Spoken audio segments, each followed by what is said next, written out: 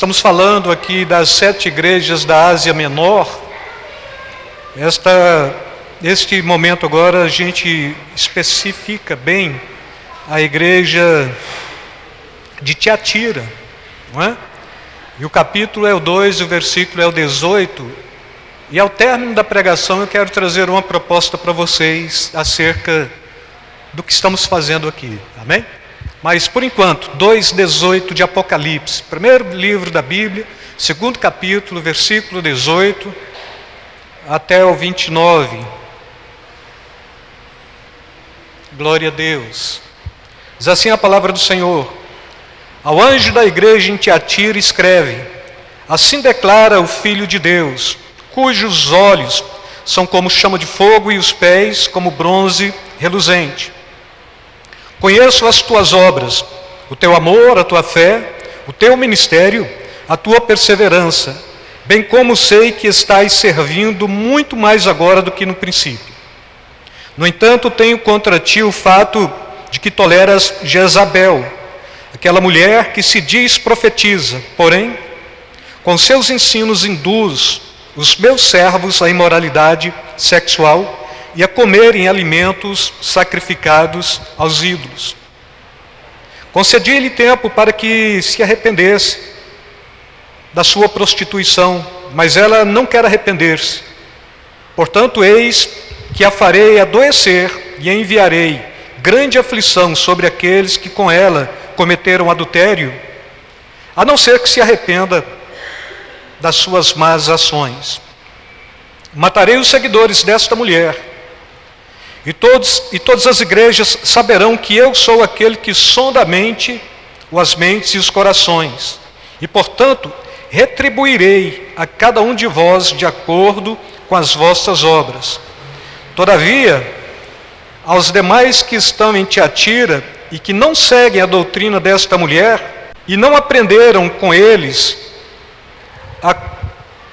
costumam falar, e não aprenderam,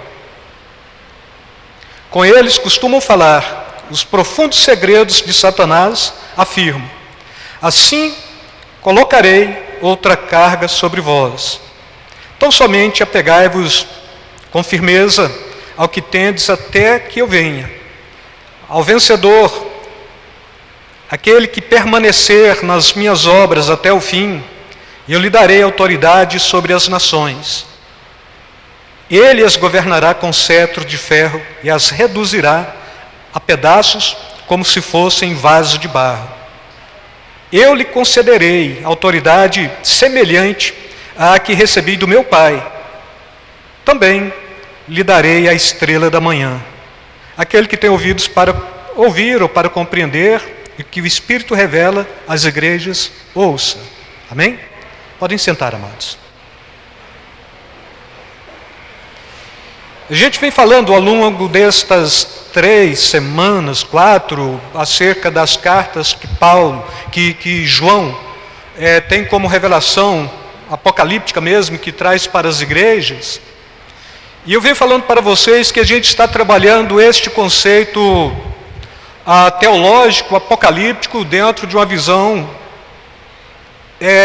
que nos traz a compreensão de perceber as igrejas num aspecto dispensacionalista, ou seja, um tempo determinado em que a igreja deveria estar dentro destas condições. E dentro desta proposta, irmãos, quando a gente vai compreender bem o conceito desta igreja, a igreja que ela é dominada dentro de uma proposta totalmente diferente das demais, a igreja de Tiatira. A palavra Tiatira significa perpétuo, sacrifício perpétuo. Então, assim, pela própria igreja deveria compreender que esta igreja ela tem tudo em demasia, capacidade de poder dar continuidade. A gente vai compreender que esta capacidade, primeiro, ela está nesta postura do amor que se tem. Mas esta capacidade também, quando se chega um pouco mais à frente, a gente vai perceber que naquilo que não podia ser capaz, a igreja, esta igreja particular, em particular, ela está demonstrando também um tipo de capacidade. E assim a gente vai compreender que quando próprio anjo está escrevendo para esta igreja, necessariamente ele está trazendo a pauta, ou ele está trazendo a compreensão de que, de fato, aquela igreja era uma igreja que sabia se envolver de forma profunda, de forma tão profunda, que o amor daquela igreja não é uma repreensão. A igreja de Éfeso é chamada a voltar ao primeiro amor. Esta igreja não é chamada a voltar ao primeiro amor. Ela tem amor de sobra. Ela tem a capacidade de se envolver. Eu conheço as tuas obras, eu conheço o teu amor, eu conheço o serviço, eu conheço a tua fé, conheço a tua paciência, e que as tuas últimas obras são mais intensas do que as primeiras. Ou seja, esta igreja, partindo deste pressuposto, ela era uma igreja positiva, uma igreja que amava, uma igreja que se dedicava, uma igreja do amor, o amor que resulta na transformação de uma pessoa pela ação e pelo poder do Espírito Santo. Era o resultado, esta igreja era o resultado de um amor que havia dentro daquele contexto. Então, quando se fala de amor para esta igreja, não é problema, é uma igreja que ama. É uma igreja que pelo amor conhece a eficácia do trabalho cristão. É uma igreja que não se mede do ponto de vista da atividade contínua dentro da igreja, porque ama tanto, e este amor, a princípio, traz a sua inocência, que é o amor do novo convertido, mas posteriormente é um amor do serviço. A igreja se envolve tanto com a prática do amor que as obras, elas sobrepõem. Com o tempo, ao invés das obras diminuírem, é bem típico isto, as obras aumentam, mostrando a capacidade que aquele povo tinha de se consagrar, de se dedicar a Deus, e de fato expressar o profundo sentimento de amor que aquela igreja nutria. Então não tem muitos problemas, é uma igreja do amor, é uma igreja que olha, supostamente está consolidada, porque ama muito, trabalha muito, está envolvido. Começa fazendo boas obras, mas o tempo passa, ao invés de reduzir as obras, aumentam. Ponto do próprio Jesus trazer como proposta esta capacidade, a capacidade de ter aqui as segundas obras maiores do que as primeiras. Ou seja, você é cristão, sim, aceitou a Jesus, sim. E a gente está olhando, e aí, é um cristão novo, ele está ávido de querer fazer alguma coisa, sim, mas e depois? O tempo passa, e quando passa, a gente vai compreendendo o processo da igreja, que parece meio letárgico, meio lento, a gente está acelerado, a gente vai desacelerando, mas esta igreja não tem esse problema. O novo convertido, ele aceita a fé, e ele aprende a amar, e quando o tempo passa, ele está trabalhando mais do que no início. Seria propor, hoje eu estou com 60 anos, 60, cravado. Para esta igreja, eu estaria fazendo mais do que fiz quando cheguei aqui. E isto há um bom tempo atrás. Supostamente a gente poderia pensar, bom, isto é viável. Será? Porque não é o que a gente percebe muito, mas esta igreja tem esta capacidade. Este era o ponto positivo desta igreja. Ela amava e ela amava muito, o amor que resultava não só na transformação da natureza moral mediante o Espírito Santo, mas o amor que resultava em trabalho, em serviço. Vamos fazer um mutirão na igreja? Vamos. Olha, está difícil a gente reunir todos, vamos fazer aqui um movimento qualquer que envolva todos em trabalho? Vamos. Está pronto? Estou pronto. Meu nome é Já. Então vamos fazer, mas o que a gente precisa fazer? Tudo que se for preciso a gente faz. Era a máxima desta igreja. Tais obras têm a capacidade de demonstrar melhores e maiores obras ainda ao longo do tempo. Era a condição desta igreja. Então assim, não tem tempo ruim para a gente. A gente vai. A gente trabalha porque a gente se ama. Nos amamos. E é tão bom quando a gente vem para dentro da igreja para fazer algo de útil, porque a gente não só se ama, como a gente pode ter esta comunhão profunda, constante. Olha, é tão bom amar a obra de Deus, porque quando eu amo a obra de Deus, eu estou amando o próprio povo de Deus. Então tudo é gostoso. Vamos limpar o templo? Olha, a gente limpa. Vamos construir outro templo? Não, a gente constrói. Não, mas eu quero pôr o meu nome para que eu possa provar que eu tenho capacidade de estar envolvido, inserido no ministério de louvor. Então vamos. Não, mas eu quero aprender alguma coisa de hermenêutica e homilética e compreender a Bíblia para pregar. Então vamos, cada cristão é um agente, é um missionário, é alguém poderoso para anunciar e proclamar o Evangelho. Bora! Não tem problema esta igreja, ela não reluta em não querer trabalhar, ela reluta por querer trabalhar, porque o amor desta igreja estava voltado para a capacidade do serviço útil. Então a gente para, a gente analisa e fala, nossa, mas é uma igreja do amor, é uma igreja que de fato tem obras, e as obras vai demonstrando capacidade mais profunda ao longo do tempo. Naturalmente a produção dos frutos desta igreja é alguma coisa profundamente saudável. Porque quando você compreende a fé e aprende a amar, você começa a produzir frutos. E o seu fruto ele não é amargo, ele não é ácido, o seu fruto não intoxica, não envenena, o seu fruto é bom, ele alimenta. É fruto que você vai mostrar e que todos vão perceber, olha, é fruto bom, não é? O interessante desta igreja é justamente isso. A sua produção contínua, ela aumentava continuamente, ou ela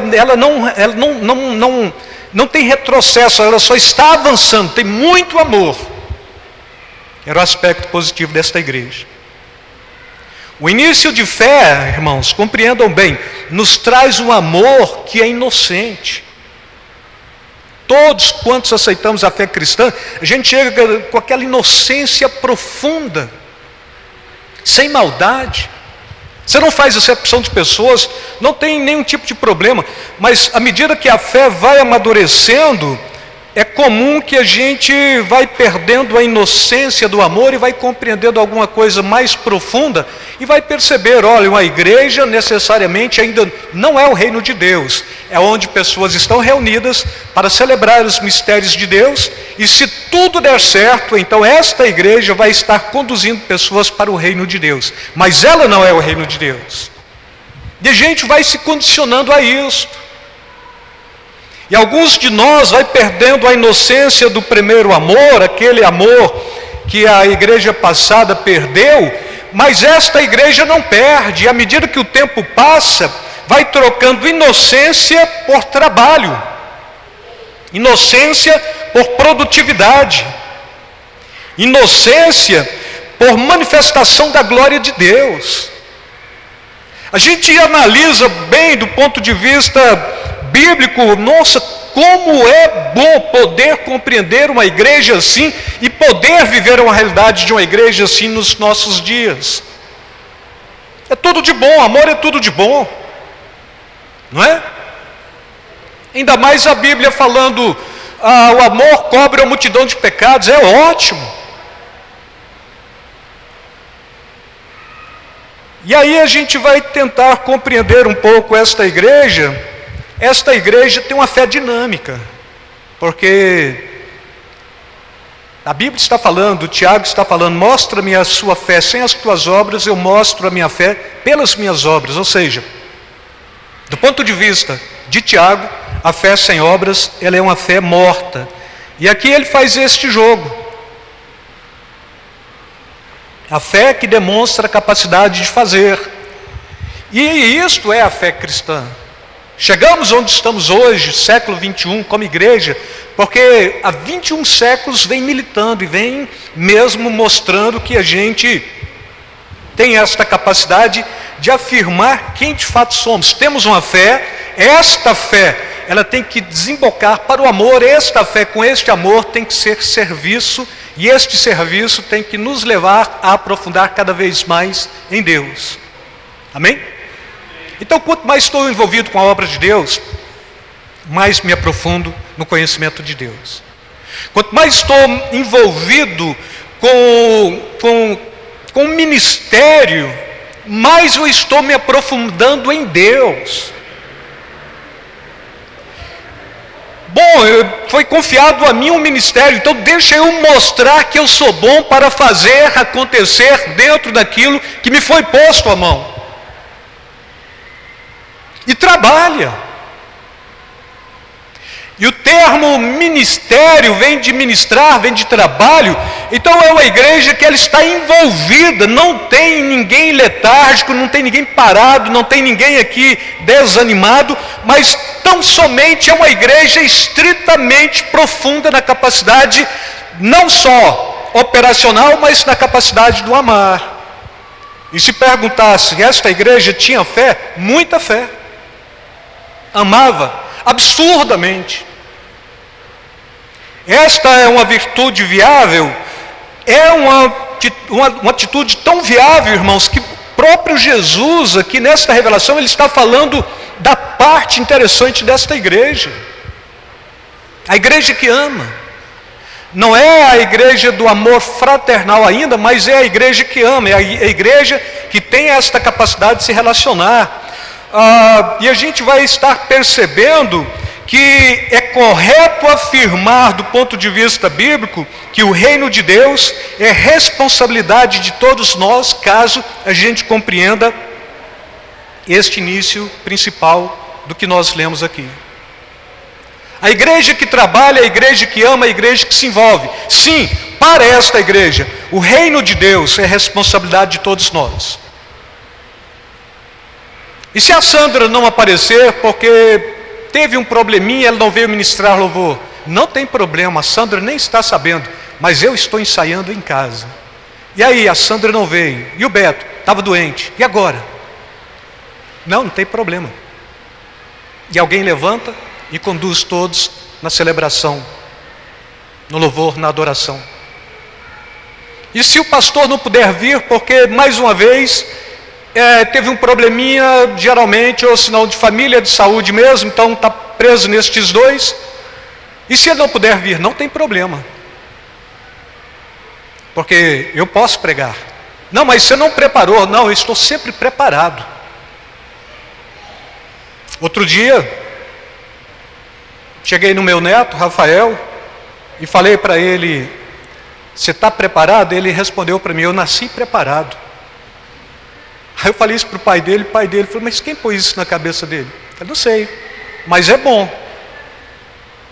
Então olha, tem que pregar? Tem. Não, deixa que eu prego. Tem que orar? Tem, deixa que eu oro. Tem que evangelizar alguém do outro lado ali, porque precisa ouvir de Jesus? Tem. Não, deixa que eu vou lá. Eu faço isso. Teve um tempo da nossa igreja que eu tinha que segurar o pessoal aqui dentro. Um exemplo típico foi que um irmão todo engravatado saiu para expulsar um demônio ali embaixo. E eu falei para ele, não vai. E ele foi.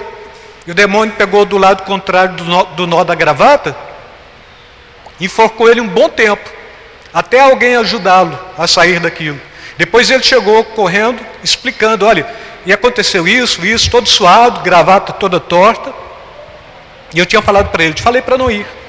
Então a gente tinha de conter o pessoal, porque o pessoal queria fazer algo de útil.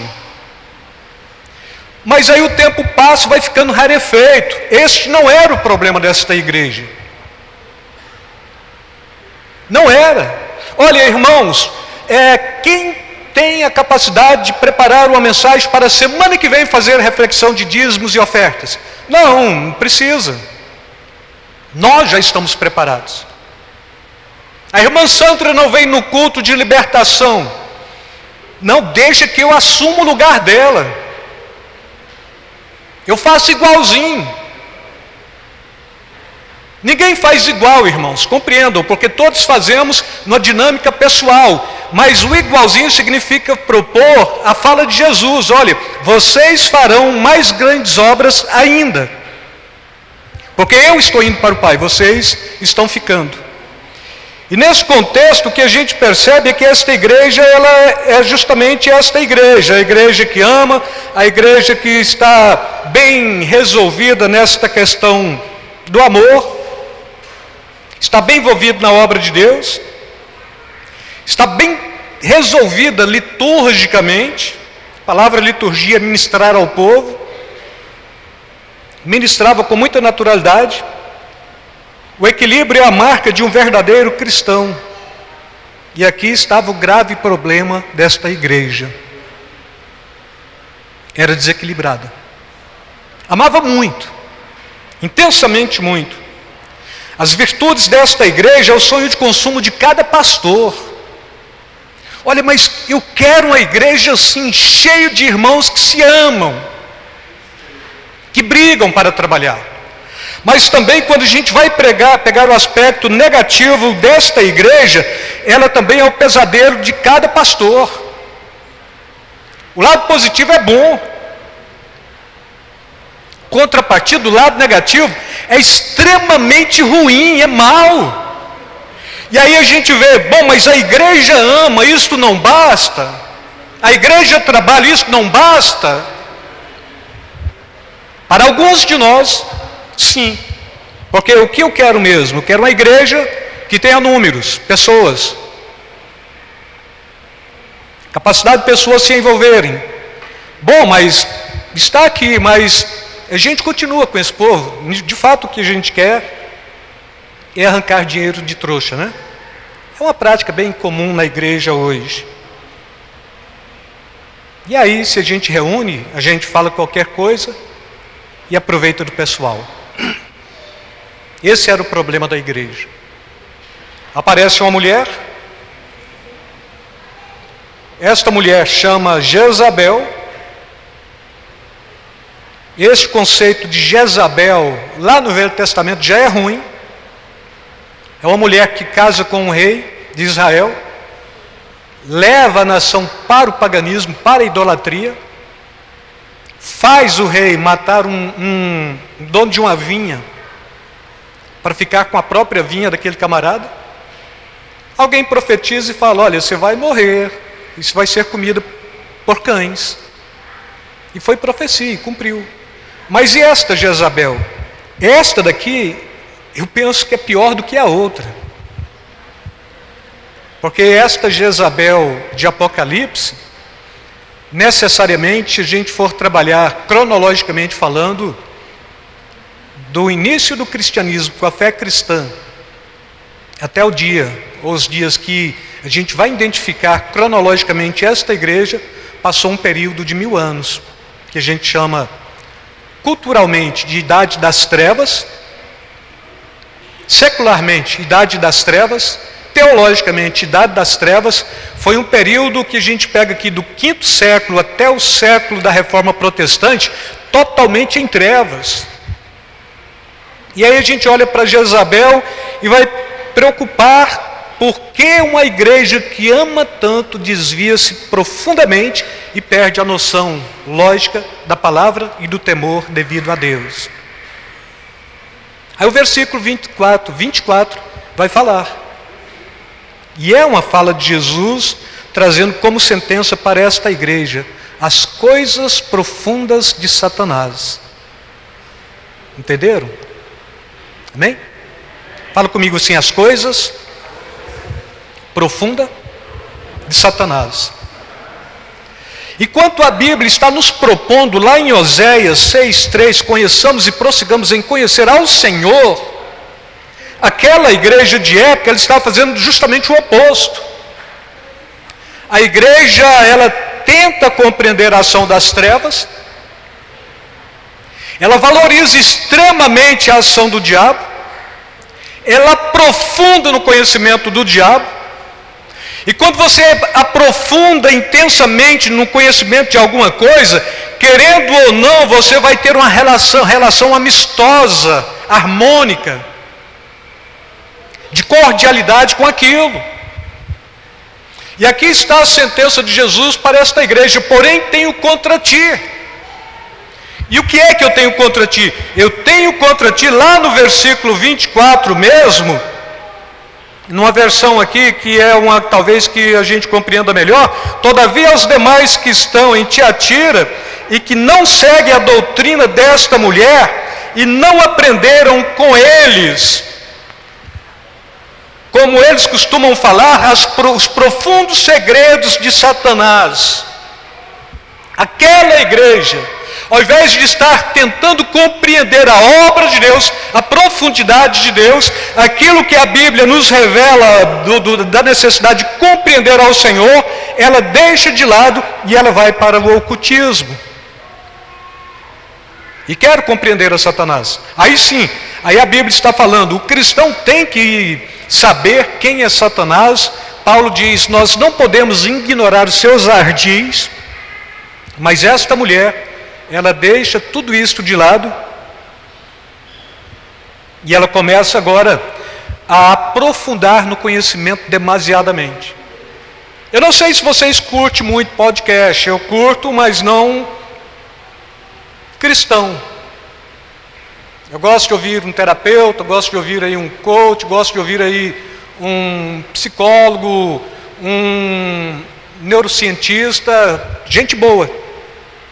E quando você vai ouvir cristão? Não gosto muito, porque é tendencioso, tende a elevar excessivamente aquilo que não pode ser elevado. Fala tão profundo do diabo, mas tão profundo, que chega a dar medo em crente. E aquilo que você conhece profundamente, você aprende a relacionar amistosamente. Ou aquilo que você conhece profundamente, você começa a se relacionar por temor. E quando aprofunda estritamente dentro desse conceito as coisas profundas de Satanás, entende tudo do diabo, tudo das trevas. Está errado. Se foi o Espírito Santo que te levou para compreender tudo isto, mas com temor e tremor a Deus e não às trevas, está válido. Mas se é um aspecto estritamente meu, especulativo, eu entro nisso e quero descobrir tudo como funciona, de repente eu criei um misticismo separado, pus do lado da minha fé cristã, olha, eu sou cristão, mas eu tenho medo disto daqui, então tem música que a gente não toca, tem música que a gente não canta, tem assovios que a gente não faz, tem postura dentro da igreja que a gente não comete, porque se eu cruzo os braços, estou dando legalidade para o diabo. Se eu penso fora um pouquinho da caixinha, estou dando legalidade para o diabo. De repente o diabo Satanás fica maior do que Deus dentro da própria igreja em que tem que celebrar o nome santo do Senhor. Esta era a realidade desta igreja. E quantos de nós não são aqueles que temem, mas temem absurdamente quando falam, olha, tem um camarada possesso de demônios ali. Ou Satanás vai infligir contra a sua vida. E a gente fica cheio de temor, cheio de pasmo, pânico, enquanto a Bíblia está te cobrando esse tipo de temor, de pasmo e de pânico diante de Deus, da glória de Deus. E a gente deixa a glória de Deus para aprofundar no mundo das trevas. Esse era o problema desta igreja. A Jezabel é uma profetisa de época, mas a Jezabel também ela está trabalhando um sistema religioso dentro do cristianismo que surge lá atrás e que causa um problema muito sério dentro da fé cristã. E a gente conseguiu acabar com isso no século XVI, mas quando chega hoje tem um bocado de crentes falando, olha, eu sou crente, sou cristão, mas ainda está engarranchado com poderes das trevas. Porque, olha, eu conheci profundamente toda a ação do diabo e de Deus. Não deu tempo. Mas eu sou crente, ele me entende. Aí Jesus está respondendo aqui, olha, eu tenho contra ti. Eu te entendo bem. E porque você não está buscando as coisas legítimas de Deus e aprofundando o conhecimento de Satanás, olha, vai ter um probleminha, eu vou pesar a mão sobre você. Tem um acerto de contas. Você tem que ter juízo. Tudo começa com um pequeno desvio de conduta espiritual. De repente, Jezabel já estava dominando tudo. doutrina de Jezabel. No Velho Testamento uma coisa, no Novo Testamento alguma coisa muito mais perigosa, e que já tem aí coisa de mais de 1000 anos, que vem perseguindo a igreja, não é? Vamos trabalhar assim, 700 anos, 500 anos no mínimo, mas a gente pega o 4º século da era cristã no máximo. Então você vai ver esse tempo todinho, esta doutrina dentro da igreja, não é? Tentando perverter, no decorrer da história cristã, os preceitos de Deus, porque tem crentes desavisados. O pastor que fala muito do diabo, expulsa tudo, e fala pouco de Deus, é problema. O líder que ignora as astutas ciladas do diabo, não, também é problema, porque Paulo está falando, olha, você não pode ignorar o diabo, ele não está brincando de diabo, ele é diabo.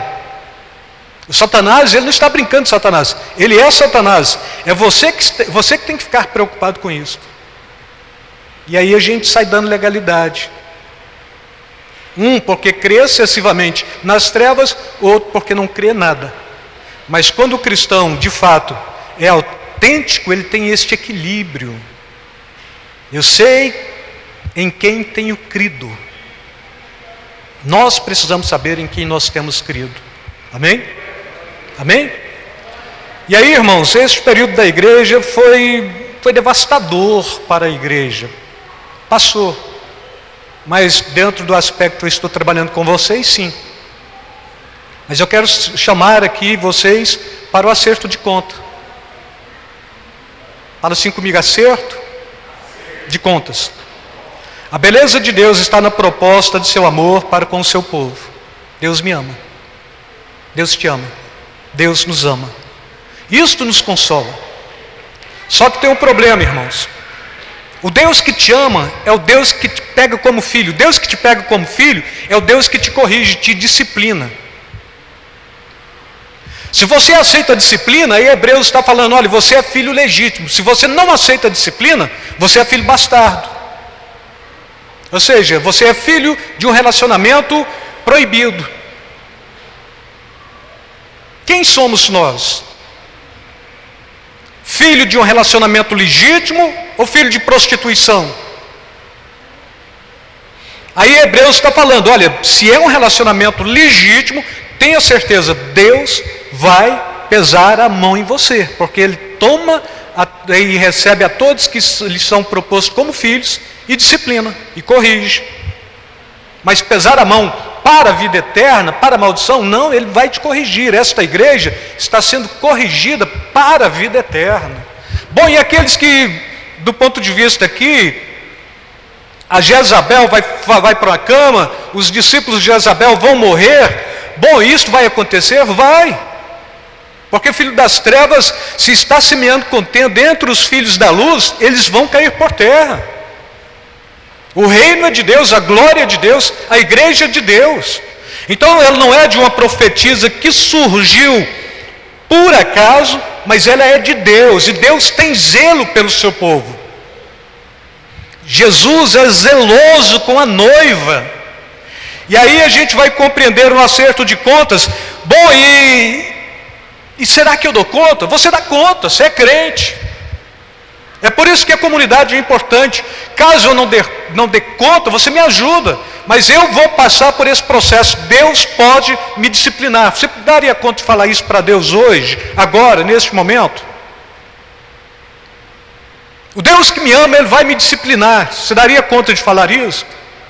O Deus que me ama, Ele pode me cobrar, Ele pode pesar a mão, porque tudo é por amor. Você daria conta de falar isso?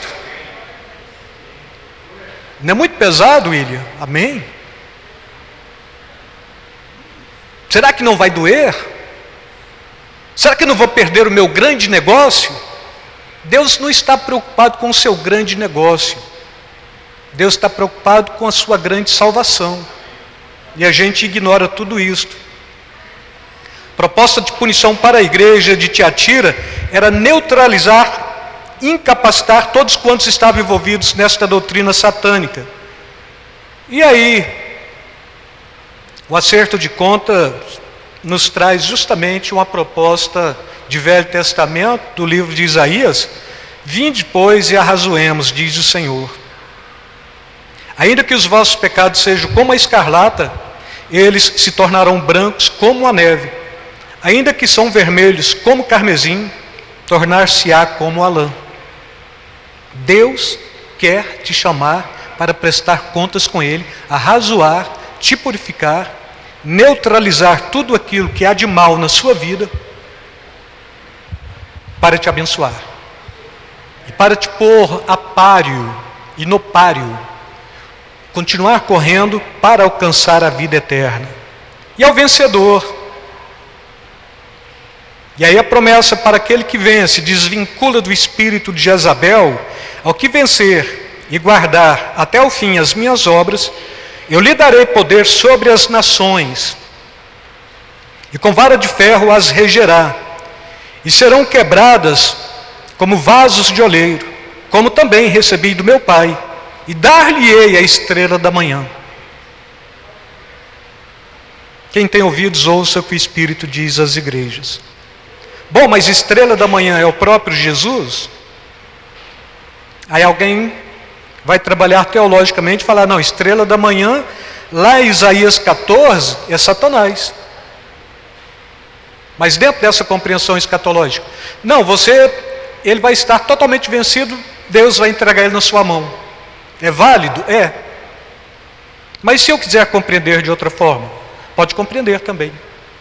Porque a estrela da manhã cai com Lúcifer condenado, entregue nas suas mãos, como a estrela da manhã também está falando da própria